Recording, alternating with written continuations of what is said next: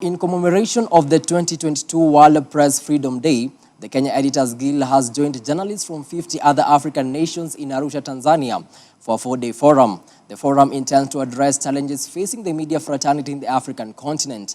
The Media Council of Kenya is set to hold two main events in celebration of this year's World Press Freedom Day. Centered on the theme Journalism Under Digital Siege, the 2022 World Press Freedom Day focuses on the impact of recent technological developments on freedom of expression, the safety of journalists, access to information and privacy.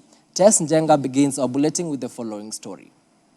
As the world commemorates Press Freedom Day, the Media Council of Kenya has expressed concern over threats to the lives and safety of journalists. The council's CEO, David Omoyo, reiterated the need by all to uphold the safety of journalists as they undertake their duties. In a statement, Omoyo said the council will continue advocating for journalists' safety by involving stakeholders, including law enforcement agencies, to address cases of harassment of journalists. Omoyo also disclosed that the Media Council of Kenya will this week host over 30 heads of press councils from across the world for their 19th annual general meeting of the World Association of Press Councils starting May 4th to the 6th. Top on the agenda of this meeting will be, among other things, deliberations regarding the impact of technological developments on freedom of expression, the safety of journalists, and access to information and privacy. At the same time, the East Africa Editors Guild has joined journalists from other African nations in Arusha, Tanzania for a four-day forum to address challenges facing the media fraternity in the African continent. In Uganda, which has been on the spot for silencing the media, the United Nations human rights representatives called for greater collaboration with the government and other stakeholders while raising a red flag on how female journalists are harassed, insisting that they need more protection. We captured a total of 131 cases of abuses and violations,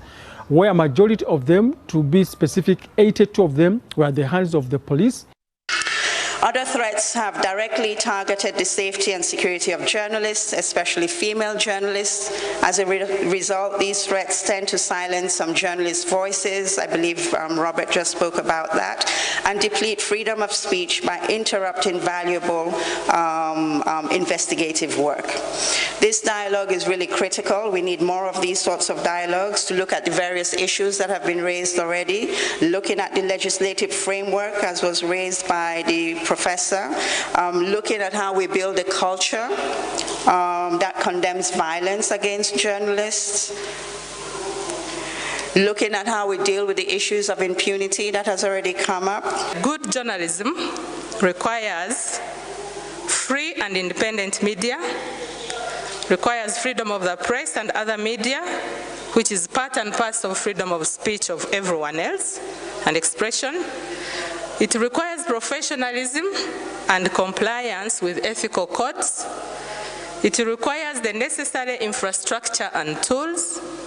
It requires that the limitations and regulations are designed to enhance its enjoyment rather than stifling the enjoyment of that right. Journalists bear the wider citizens' freedom of speech and expression, and therefore there is need for the public to appreciate and defend the media rights.